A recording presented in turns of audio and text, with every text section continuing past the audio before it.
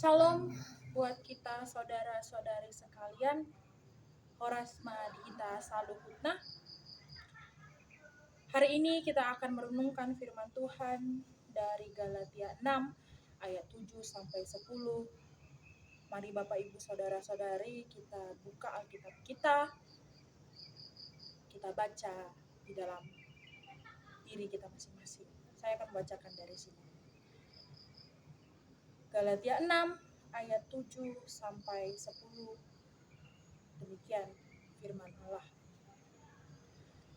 Jangan sesat, Allah tidak akan membiarkan dirinya dipermainkan. Karena apa yang ditabur orang itu juga yang akan dituainya.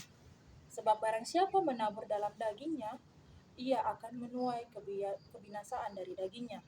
Tetapi barang siapa menabur dari roh, ia akan menuai hidup yang kekal dari roh itu. Jangan kita jemu-jemu berbuat baik, karena apabila sudah datang waktunya kita akan menuai jika kita tidak menjadi lemah. Karena itu, selama masih ada kesempatan bagi kita, mari kita berbuat baik kepada semua orang, tetapi terutama kepada kawan-kawan kita seiman. Demikian firman Tuhan hari ini. Berbahagialah orang mendengarkan firman Tuhan serta memeliharanya. Bapak, Ibu, teman-teman, saudara-saudari terkasih, terkhususnya kepada pemuda, ada satu lirik Batak yang berjudul tentang Dosdo Nakona, di mana lirik ini berbunyi tentang tabur tuai mengenai perbuatan. Isinya begini: Dosdo nakona jala dosdo naung tuatna anggo di parngoluan, molo disuan kacang dona tubuh, molo sinuan gadong dona tubuh, molo sinuan naso denggan do naro, molo disinuan do nadenggan maka nadenggan do naro. Artinya bahwa kalau kita menanam kacang yang akan tumbuh. Kalau disuan gadong atau ubi, maka ubi juga yang tumbuh. Begitu juga dengan perbuatan. Jika kita melakukan yang baik kepada seseorang, maka kita juga akan mendapatkan hal yang baik pula. Tapi kalau kita menghina orang atau menjelek-jelekan orang, menanam yang tidak sesuai dengan ajaran Tuhan, maka kita akan mendapatkan hal buruk. Bapak, teman-teman, saudara-saudari terkasih, sebelum kita membahas tentang tabur tuai lebih lanjut, kita juga harus membahas mengenai latar belakang surat Galatia. Galatia ditulis oleh Paulus, di mana pada waktu itu Paulus meninggalkan jemaat-jemaat yang di Galatia. Pada saat itu Paulus mendapatkan informasi bahwa jemaat-jemaat di Galatia telah menyimpang dari ajaran-ajaran Injil. Tujuan Paulus dalam menulis surat ini adalah supaya jemaat Galatia tidak terpengaruh pada pengajaran tentang penyimpangan dari kekristenan. Saudara-saudari yang terkasih, jemaat Galatia, kita boleh melihat bahwa banyak orang-orang yang melakukan penyimpangan dari ajaran Tuhan, yang terkadang kita dapat mengelabuhi penglihatan Tuhan kita, sehingga Paulus dalam suratnya Galatia ini ditujukan supaya kita terlibat dalam pertanian rohani, di mana kita harus menabur gitu. Kalau ada kita nanam jagung itu, bibitnya itu kita taruh dalam tanah, dan tentunya dengan kita menabur jagung itu tentunya kita akan merawat. Nah, begitu juga dengan kita. Kita sudah diajarkan firman Tuhan, mungkin dari kita sekolah minggu, pemuda, bahkan juga kita sampai sekarang ini kita telah diajarkan melalui firman Tuhan. Kita ke gereja tiap hari, kita harus mengembangkan ini. Melalui ini kita akan bertumbuh firman di dalam diri kita, di mana bahwa kita mengetahui bahwa setiap tindakan dan perbuatan kita mempunyai dampak dalam kehidupan kita. Terlebih kita anak-anak muda yang hidup di zaman modern, banyak kita melakukan perbuatan yang seenaknya di dalam masyarakat, di dalam sekolah, di dalam lingkungan keluarga, bahkan kita berbuat seenaknya, itu melakukan kekerasan, membuli teman, menyakiti hati orang tua, dan banyak hal lain yang menyimpang dari ajaran firman Tuhan kita ini.